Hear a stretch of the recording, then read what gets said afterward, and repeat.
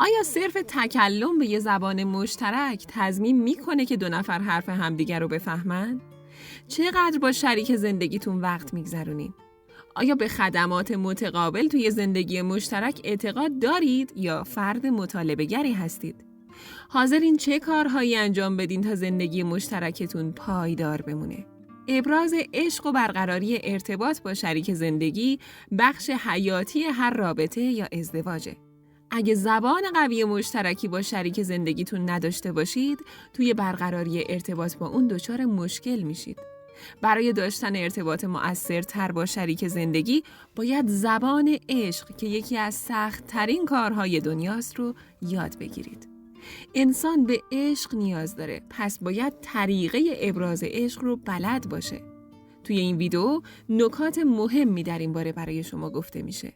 اگه شما هم دوست دارید که زبان عشق رو یاد بگیرید، نکاتی که توی این ویدیو برای شما گفته میشه رو انجام بدین تا توی روابط عاطفی با اطرافیان و شریک زندگیتون با حداقل مشکلات روبرو باشید و لذت عشق رو تجربه کنید. نکته اول، عشق یک نیاز انسانیه. سلامت عاطفی هر انسانی نشون دهنده اینه که چقدر توی برقراری ارتباط عاشقانه موفق بوده. در حقیقت معیار سنجش عشق سلامت عاطفیه. تشخیص معنای عشق توی خودتون اینه که منبع رضایت درونی و ثبات عاطفی خودتون رو پیدا کنید. چون نیاز به عشق ریشه در طبیعت انسان داره. فقط با برطرف شدن اونه که ثبات عاطفی به وجود میاد. بدون شک عشق و محبت مهمترین نیاز عاطفی توی کودکانه و چه توی کودکی و چه در بزرگسالی باعث ثبات عاطفی اونها میشه و به زندگی اونها گرمی میده. عشق در حقیقت سوخت زندگیه. ماشین بدون بنزین کار نمیکنه. انسان هم بدون عشق نمیتونه فعالیتی داشته باشه. اگر نیاز شما به عشق و محبت به طور کافی برآورده نشه، در اون صورت مخزن عشق زندگی شما خالی میمونه. پس مخزن عشقتون رو همیشه پر نگه دارید که بدون اون نمیتونید از موهبت‌های مادی زندگی مثل خونه مجلل، ماشین لوکس، مسافرت‌های گرون قیمت یا حتی زندگی عادیتون لذت ببرید. وقتی از عشق توی روابط که مهمترین تعریف عشق توی زندگی صحبت می‌کنیم، در حقیقت بیشتر به احساسات و هیجاناتی که توی رابطه با شریک زندگیمون داریم اشاره می‌کنیم. نکته دوم، تغییر روابط و فروکش کردن هیجان عشق بعد از دوره اولیه عشق و عاشقی. یه رابطه جذاب با پدیده عشق شروع میشه و این همون عشق غریزیه که نمایان میشه و باعث میشه که تمام مدت به شریک عاطفیتون فکر کنید. این حالت خیلی نزدیک به غریزه حیوانی برای بقای نسله و توی این دوره انسان نمیتونه درست تصمیم بگیره. مثل کسی که عینکی زده که همه چیزو به زیبایی گل رز نشون میده. وقتی این شیدایی از بین میره، واقعیت نمایان میشه. حین عبور از این اتفاق، لازم طرفین یه فضای عاطفی مناسب بسازن تا با تفاوت‌های هم کنار بیان. باید به روشنی توقعاتشون رو از رابطه عاطفی و ازدواج مشخص کنن و به طور مؤثر با همدیگه مطرح کنن و به اشتراک بذارن و به طرف مقابل همین فرصت و امکان رو بدن تا متقابلاً به راحتی توقعاتش رو در میون بذاره.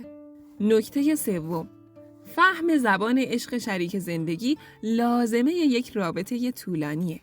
وقتی صحبت از زبان میشه، صرفاً یه سری از کلمات نیست، بلکه زبان بدن و لحن صدا هم توی برقراری ارتباط مؤثره.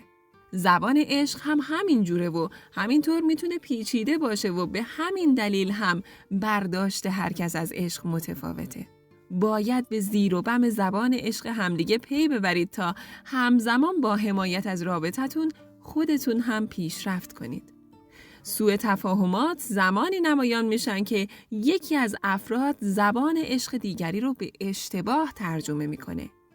اگه زبان عشق یکی لمس فیزیکی باشه و زبان عشق یکی دیگه وقت گذروندن با شریک عاطفی، این دو نفر حتما با هم به مشکل میخورن. مگر اینکه هر کدوم توی برطرف کردن نیاز طرف مقابل خودشو مسئول بدونه. نکته 4، عشقتون رو با کلام مثبت تایید کنید. تحسین دیگران و یا حتی خودتون یکی از شیرین ترین صداهاست و پایه و اساس اولین زبان عشقه. با یاد گرفتن این زبان زیبا با کلام خودتون از دیگران تعریف کنید. کلماتتون مهربانانه، فروتنانه و روحیه بخش باشه. حتی موقع درخواست از دیگران و شریک زندگیتون به جای استفاده از کلام دستوری از این کلمات استفاده کنید و معجزه اون رو به وضوح مشاهده کنید. نکته 5، تماس فیزیکی یه راه قدرتمند برای نشون دادن عشقه.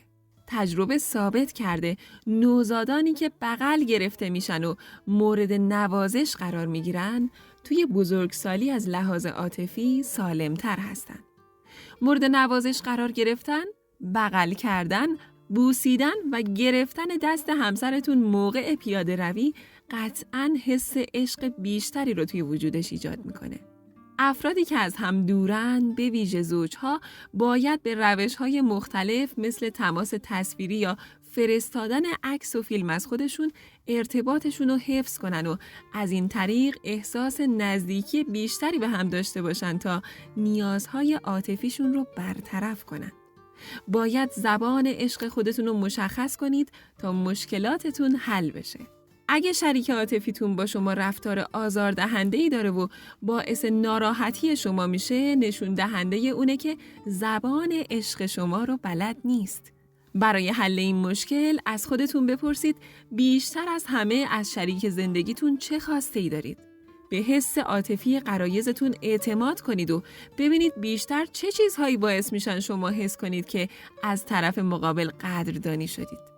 اگه زبان عشق خودتون رو نمیدونید، به دوران کودکیتون مراجعه کنید و ببینید چه چیزهایی و یا چه رفتارهایی باعث می شده عشق فراوون رو تجربه کنید و با پیدا کردن زبان عشق خودتون اونو برای همسرتون بیان کنید. به طور کلی 5 زبان عشق هست که انسان‌ها با اون میتونن یک زندگی لذت بخش رو تجربه کنن. یه عده با دریافت هدیه لذت عشق رو حس میکنن. بعضیا با دریافت کمک توی کارهاشون محبت شریک زندگیشون رو درک میکنن. بعضی‌های دیگه با کلام تأییدآمیز و تحسین و تشویق به حس رضایت میرسن. یه عده هم با داشتن تماس فیزیکی با شریک زندگیشون بیشترین لذت عشق رو تجربه میکنن.